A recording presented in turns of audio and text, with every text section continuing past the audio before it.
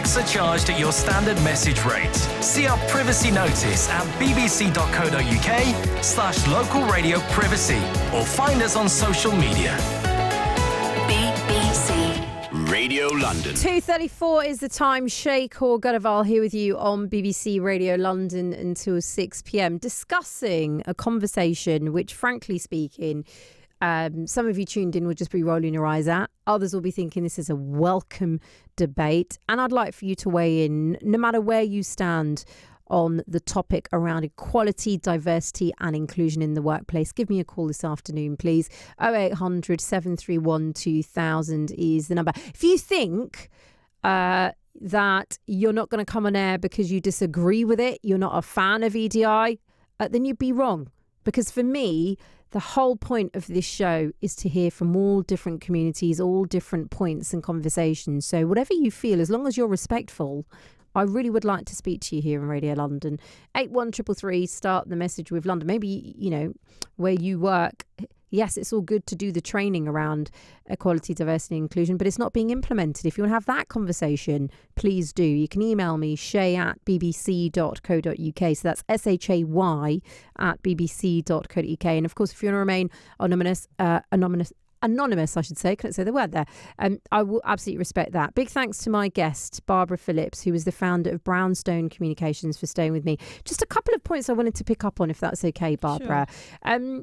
Firstly, there's a whole conversation, isn't there, around classism. Yep. You know, we talk about British values, British culture. Mm-hmm. Class does play a key part in that. You know, I often think about my own social mobility and where my daughter is. We are worlds apart. And sometimes it angers me that if you were to look at her upbringing, hands down, she would be classified, I guess, you know, in sociological terms as being middle class. Yeah. But in my mind, our values are working class. Yeah. You take that into the workplace. How do you deal with classism when we are discussing the effective implementation of inclusion, of diversity? Because sometimes class, it can get forgotten around a person's background and upbringing.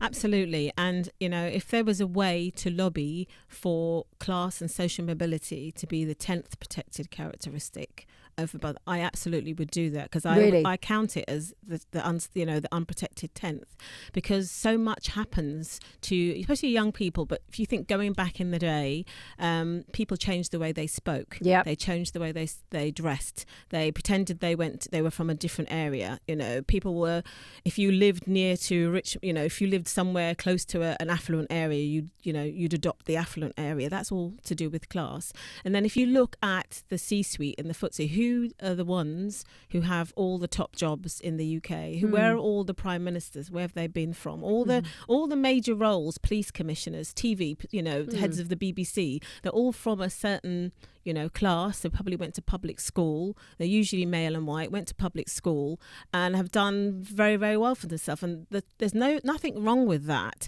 But the trouble is, if you're serving in public life in particular, and also in private companies, but, you know, if you have people's livelihoods and careers rooting their way back to you and you have no idea what that is like, people make extraordinarily poor decisions. And that's why it should be, it absolutely should be protected, because people will still be discriminated if they live in a certain postcode, if they speak with an accent, if they, you know, they didn't go to a good school. I went to a state school and I lived on a council estate. I'm absolutely proud of that, because, you know, with a bit of bobbing and weaving, you can actually do something with yourself. But it's absolutely, I mean, the only reason why I don't think it was held against me, because they were too busy wrapped up in me being a black woman, so they didn't have time to get to the council estate and the working class.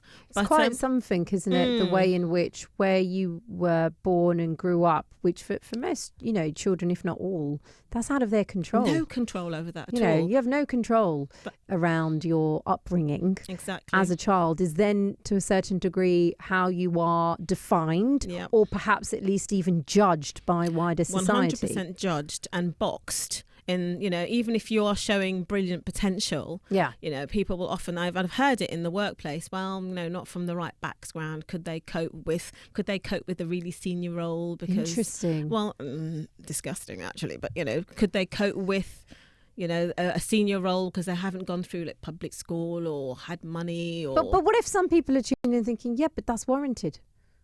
Those points around background, but what's wrong with saying that? Well, then that goes back to, I won't say it again, the phrase that I used earlier in terms of a whole structure and a system that just promotes certain groups to get, to rise to the top.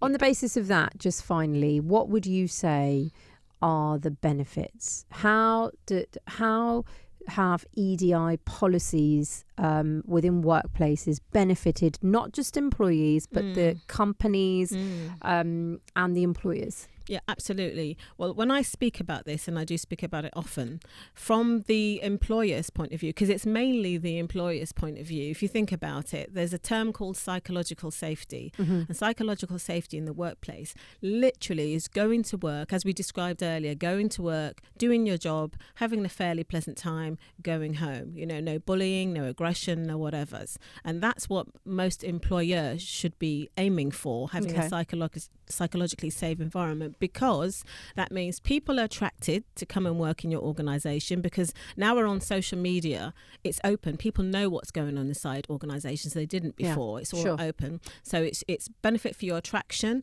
and retention. You'll get the best talent because people want to come and work for you. You'll save money on people not being signed off sick all the time because the toxic work environment. And as I say, there's benefits. And I also put an extra one in called sustainability, not for the climate, but if you think about it, if you are an old decrepit organisation that has an awful culture, eventually you'll die because nobody will come and work for you. And then your business growth. You're future-proofing yourself. Exactly. Your business will go down the plug hole because no one want to work for you. Listen, it's been such a pleasure having you here, Barbara. You'll have to come back because I feel like we've just scratched the surface here. How do people get more details on the chatbot EDI Guru finally? If you go to my website, brownstone.co.uk, you can sign up for some free content, and then obviously there's a paid section as well, but it's based on the Equality Act 2010, and you can chat with our law. That's why so people are saying we don't need to train. Well, empower yourself. So it again is brownstone.co.uk. Barbara, pleasure having you here in BBC Radio London. Thank you for joining me. Barbara Phillips, founder of Brownstone Communications. I want you to hold me, kiss from the sun.